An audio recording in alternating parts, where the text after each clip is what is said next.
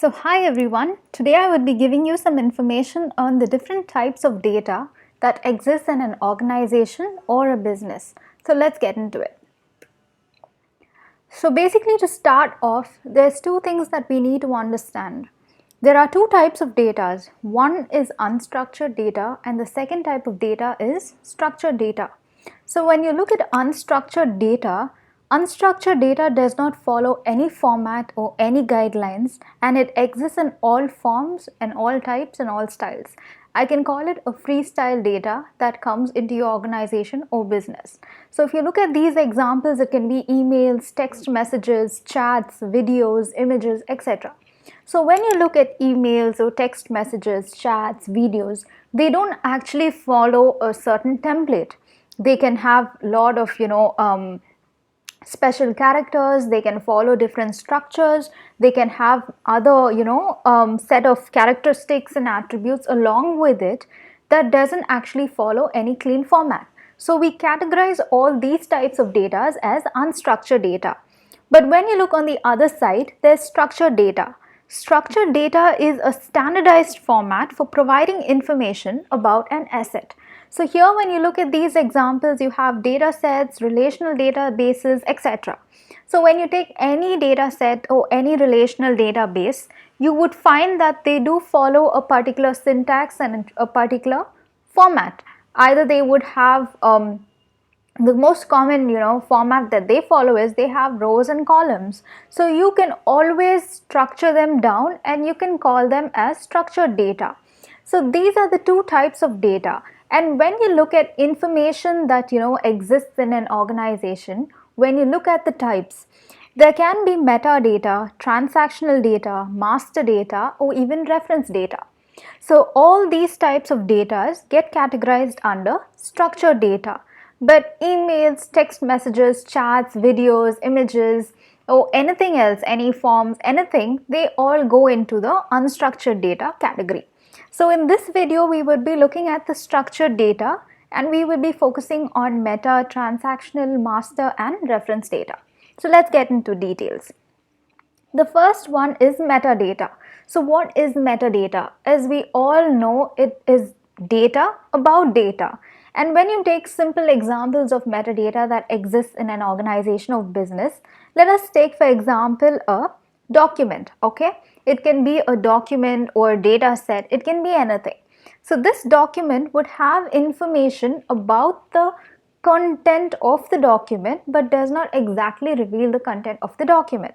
So you would have metadata like the author, the file name, the date the document was created, any keywords or tags linked to the document. All these would come under metadata. So obviously in an organization, when you have data sets, databases, files, etc., every asset has metadata. So this is a type of information that is maintained in an organization.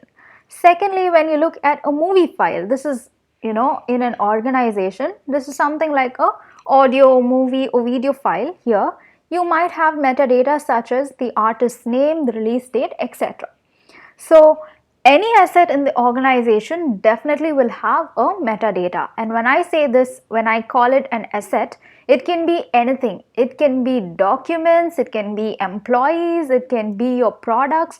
Everything, if you actually look into it, it would have metadata. So this is something that one type of data that organizations maintain. The second type of data is transactional data. So transactional data is information that is captured from transactions in a software when an activity is initiated.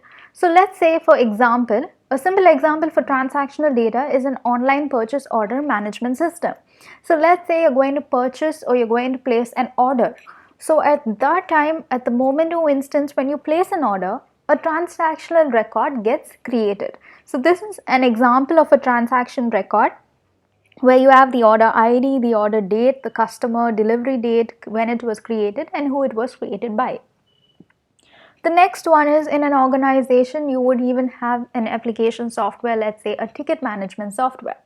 So when a ticket is created, another transaction record gets created. So here if you look at it, ticket ID, assigned date, assigned to, due date, created on, created by, this can compose of a transactional record. So be it whatever action you perform in an application, in an organization or business, transactional data automatically gets captured. So this is another type of a data type that is managed in an organization. The next type of data is reference data. So reference data is data that acts as a reference to other linked entities in a business. They do not change frequently. So let's take this scenario, okay? I have three organizations, okay? I have a parent organization, and let's say I have three sub organizations or child organizations, and I need to maintain certain templates or certain data that needs to be followed by certain organizations. So let me take this example. Let's say I'm having a standard set of product codes and I'm having three organizations. So now what I want to do is I want to publish this product codes to my organizations so that whenever they capture any information regarding a product, they would be able to link it to this particular product code.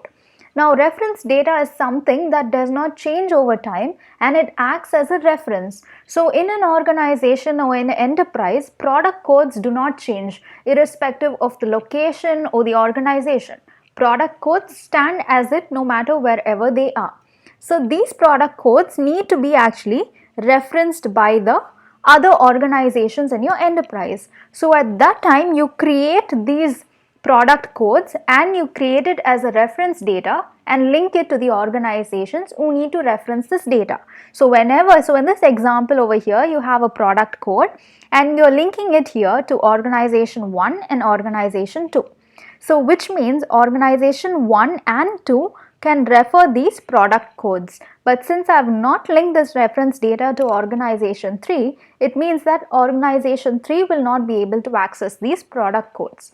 So indirectly you would find that organization 1 and 2 is referencing a reference data which is product codes. So these type of reference data are also managed in an organization or business. So different types of reference data can be product codes, organization codes, countries, locations. It can be anything in which an enterprise wants to manage as a reference data. So this is about reference data that is managed in an organization. The last type of data is master data. So master data is the consolidated 360 and unique data about an entity that is in the organization or business. So now let us take the example of a customer. So in a business, first you need to understand who are all or what are all the important entities whose information you need to manage and whose information is very key to the business. So here if you take any business, you would have vendors or you would have customers or you would have either products or services. Maintaining information, and when I say information, it means the 360-degree information of that particular entity, the unique information. You cannot have any duplicate information about a product. You cannot have any duplicate records about a product. You cannot have any ambiguity of an entity. So it has to be a consolidated information about that particular entity. Consolidated, it should be even a 360-degree, not only a particular aspect of the entity, it should concern all aspects of that entity, and it also needs to be unique. It cannot have information that duplicates, or it cannot have any conflicting information. So here I'll give you an example. So as I said, in an organization you would have, let's say, customer, vendors, product masters, etc. that can be maintained as master data. So when I take the entity of a customer, I need to maintain the 360-degree information about this customer. So here you would see customer ID, name, address, the contact, the country of the customer, the age, the orders, the customer status, to which country your company the customer is linked to, and also you might want to maintain the customer's account details. So all these are 360-degree information about your customer entity.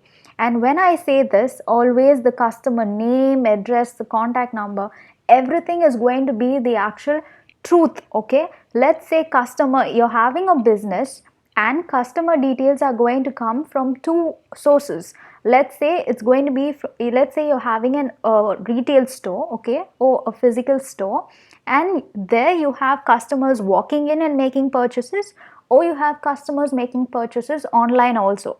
So customer details can come from these two sources. So managing information coming from these sources, finding which is the right data and only maintaining the right data is something what master data manages. And with this data you would be able to perform a lot of analytics. Why this is important is because unless you have the right data, you would be able to make the right decisions and recommendations for your business.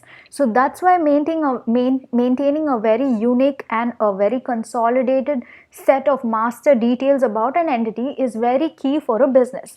So that's why every business would maintain master data of the entities they feel that are very key to their organization. And I would be giving another video in detail about master data, but for this video it's just a high level information of the different types of data that's maintained in an organization.